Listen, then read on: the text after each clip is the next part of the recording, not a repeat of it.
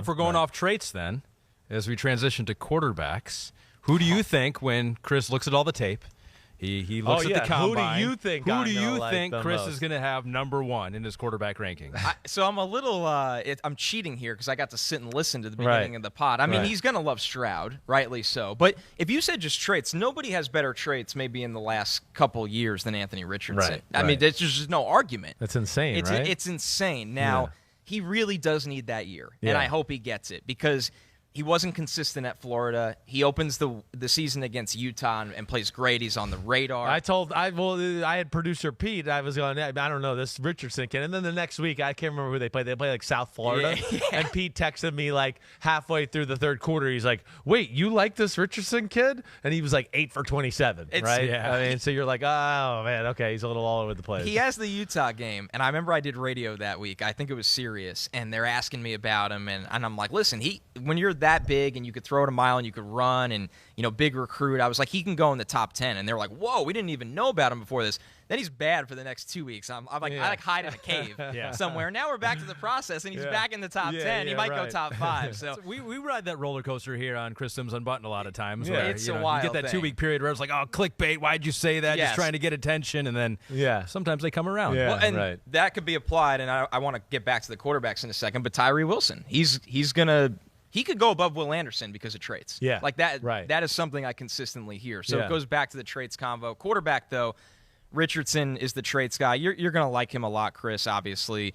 Stroud is interesting to me. He's really the prototypical NFL quarterback. Right. He's big. He's a pocket passer.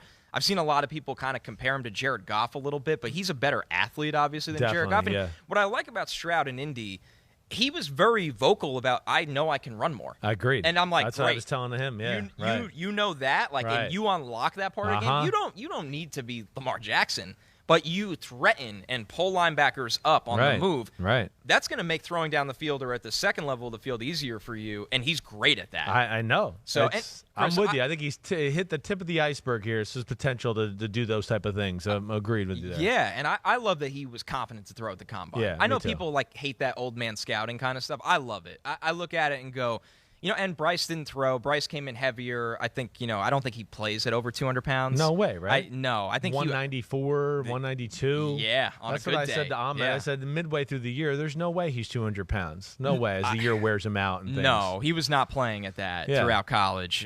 So, I mean, Stroud is what teams look for. Levis, the film is like this. Yeah. And he had turmoil, players left, coaching staff changes. But that's the what film I mean. is the film. Yeah, the film was the film. The team was not a great support, just from my quick look at it so far. No, there's a lot of times he's in a muddy pocket. Yeah, right. And I heard you say it, Chris, and I'm with you. He doesn't care. He won't play in a muddy pocket, which you like. But I do think there's a little bit more risk with Levis. Right. There's obviously risk with any quarterback prospect, but I'll tell you, when you put all the risk in, right? And I think Bryce is the best quarterback out of all of them, but he's a size outlier that we've never seen. Yeah. You can't use Kyler Murray. He's not Kyler Murray. Kyler Murray is one of the most electric athletes we've ever seen play the sport. 3 rockets in his ass, no doubt about it. Yeah, that's not Bryce. Yeah. So that's where I think it's very interesting. It is very interesting.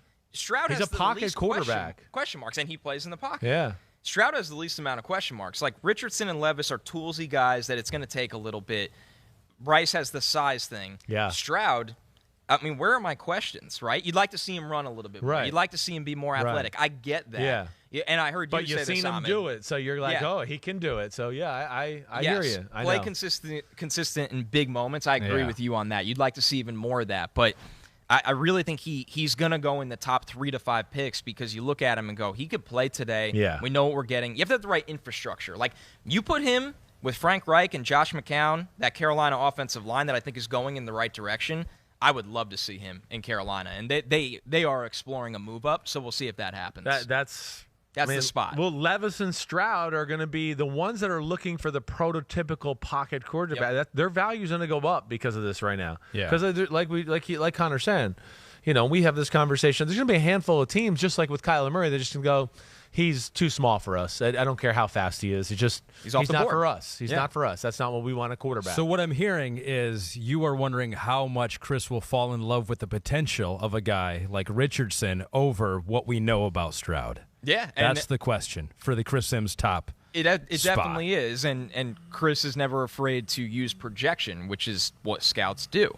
A lot of people make rankings or opinions off of what they see, and that's one way to do it, and it goes both ways. Sometimes you hit like that, sometimes you miss. Sure. It goes back. I mean, like when you were projecting Mahomes and Josh Allen, like those were, bullseyes in a sense of when it hits. That's what teams are going to look at with Richardson. You go, because everybody's like, how do you compare him to anybody? Yeah, Body type, it's like Dante Culpepper. Right. That's what you got. It's like, okay. But you try to compare now the league today. Can you get a Josh Allen level player where there's going to be bad decisions and there's going to be, but the explosive plays outweigh the bad. Exactly. And that body type can take hit after hit after hit, and guys don't want to hit those guys. That's the difference. Like, people don't realize that. Defenders are looking at this too. Nickel blitz on Bryce Young. What do you think is happening? Nickel blitz on Anthony Richardson. No doubt about it. It's just a different story. Business decision. Exactly. Corral him in so one of my defensive linemen can figure this out. Yeah, I mean, well, he's the size of a defensive lineman. They're going to even be happy with that. But, yeah, Cam used to wear people out in the fourth quarter with the quarterback design runs. You'd go, oh, look at him, wearing them out, running up the middle, even with the his Patriots, shoulder. Late in his career. No doubt about it. Exactly right. Yeah, but I think you're right. He's a little bit of a project. He did not get to play a ton in college football. I would probably be looking at him and go, yeah, he needs to develop a year or two, sit behind somebody, whatever that may be. All right, here's one last thing with Bryce Young. Here's the other thing. Like, you said it right. I feel the same way, just the little I've seen. So he's a natural at the position. Yeah. He really knows how to play quarterback. Is there one specific trait, though, we talk about where we like traits? It's not always an end-all, be-all.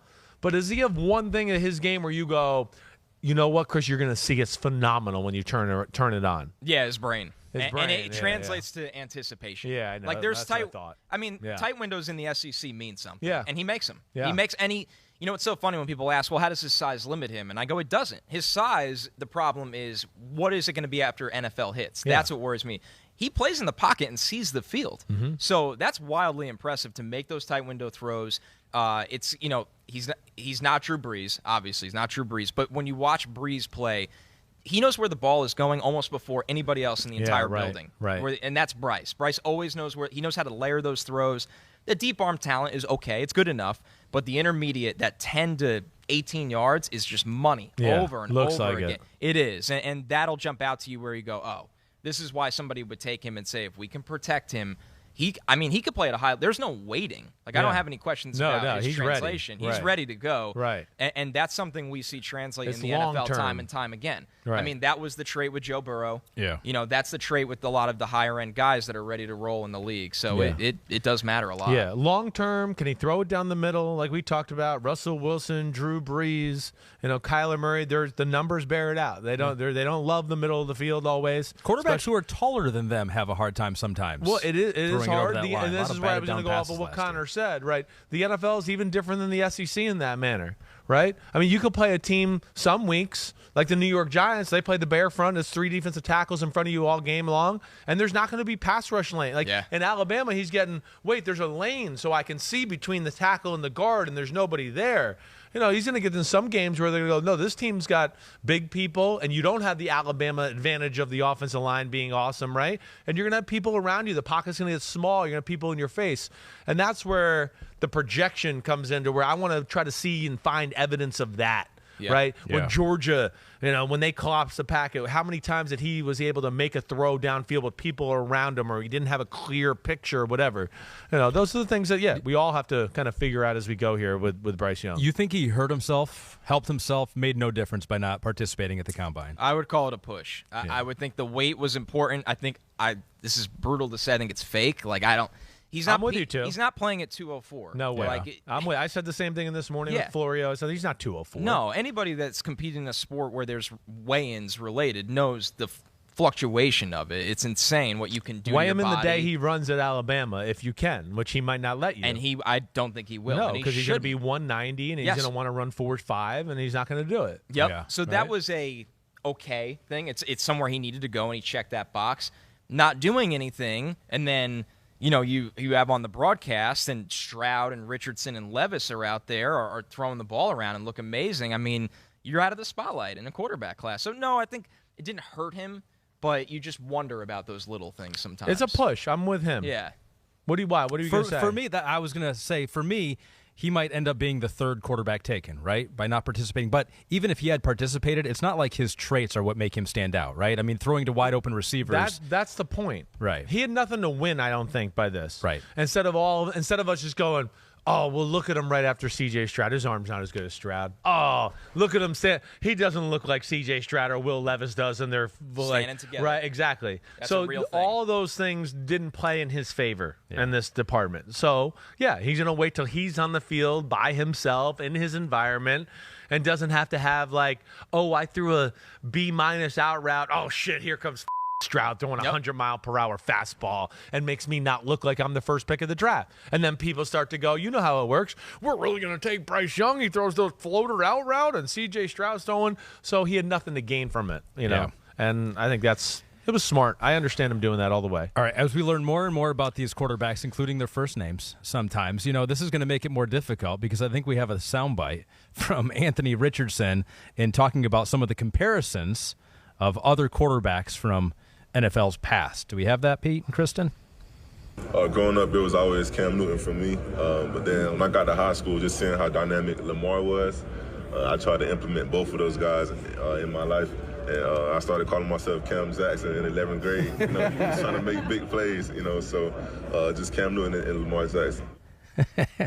I just a little bit of Lamar and a little bit of Cam. Just the two greatest runners we've ever seen at quarterback. Take the best from Lamar, take the best from Cam, and then you have me. I think we have their combine results here too, but I mean, we've already talked about it here. But just physically, it seems like You're such an average athlete, Cam Newton. Yeah. What's wrong with you? It's like, what else did he? I mean, it's just like even we knew this was going to be the case. He was going to jump. He was going to be a combine star. But Connor, what he did there wasn't even surpassing most of the even optimistic suggestions. Absolutely. I mean, there's nothing to draw it to, right? That jump right there. You talk about explosive acceleration. When you're making the decision to go from thrower to runner, I mean, he's bigger than all the linebackers that play in college right now, and we'll get to that conversation. Yeah. You watch every linebacker in this class besides Jack Campbell, and they're all 225. Yeah. So that's problem number one, right? Especially when you roll out of the pocket and it's a will linebacker. It's not a Mike linebacker. It's a lot different. So he's hard to tackle. The way he gets to top speed is insane. He could throw the ball a mile.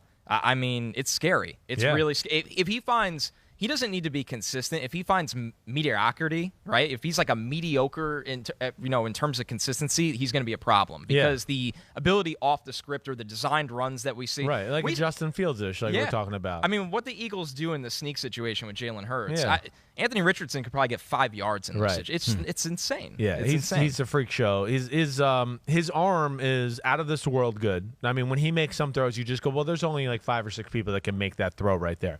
Now he could miss 4 screen passes in a row. Exactly. That's the problem. He's got to continue to tinker and toy with this motion, Ahmed. We talk about this all the time. His to use a parallel maybe to golf, like his backswing's just got too much movement in it. There's too much floppiness in his arm. He's got to learn how to use his body throwing it. Like you guys still saw the motion, and check it out as you watch it a little over the next few weeks. It's very arm goes by itself, which is a great thing in a lot of ways because he has a really flexible arm. So it tells me it's going to last the test of time. But within that, sometimes you forget to be the mechanical machine and you use your body. Like there was a few short throws, where he doesn't even know how to do it other than just throw with his arm, where I'm going to go, oh, no, if you saw, Burrow or Mahomes or some of them, they're going to get their body in a position and just do it with their body, and the arm's going to have to do very little. He's still got some of the stuff there that he's got to work on for sure. I knew this was going to happen. We could go 7 hours with Connor here on set, but I just real quick hitters. Yeah. Chris said that he liked the guy from UCLA, Dorian Thompson-Robinson, also said Clayton Tune from Houston, like his motion. Hooker, yeah. Tennessee. Any of the other quarterbacks that stand out to you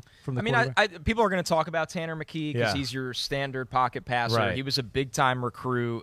Threw it nice. Yeah, he can really hit any level of the field pretty easily. You got to keep him upright. I think he's got kind of slow feet. So looks like it just in what I saw from the workout. Yeah, so when you look at him, people are gonna go, okay, where is he on the spectrum of Glennon to Flacco? Has he got more physical ability than and Davis Mills throwing the football? I think so. Yeah, it looked like it to me. I think so, but it just comes down to, once again, can he move? Is he Yeah. going to be able to play out of structure at all? I mean, he's not going to be an out-of-structure quarterback, but when they didn't protect him, things got a little sloppy there. But in terms of just the arm talent and the mechanics for a bigger guy, it's there to be a project quarterback, I think, later on. And you talk about Dorian Thompson-Robinson. I mean, he started 5 years for UCLA. He catches my eye. He got better. He's a really good runner. He came in muscled up, which was good to see because he wants to play quarterback and he will play quarterback. He fits in that mold of, it's interesting, Baltimore's in this transition period, so it's hard to say it, but when Baltimore was always looking for backups for Lamar, he's in that exact mold where you take him and go, that's the system you throw him in because he could do what we ask. He could be maybe a bigger Tyrod Taylor or whatever. Exactly. I mean, I'm with you. I mean,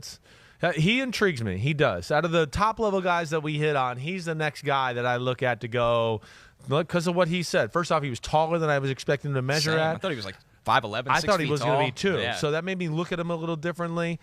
Like he said, he's played the position a lot, right? And when I have seen, he made some, high-level NFL throws too. So, yeah, I'll be interested to see with him. Hi, I'm Mike Tirico, and thanks for watching. Make sure to hit subscribe for the latest news and highlights from NBC Sports.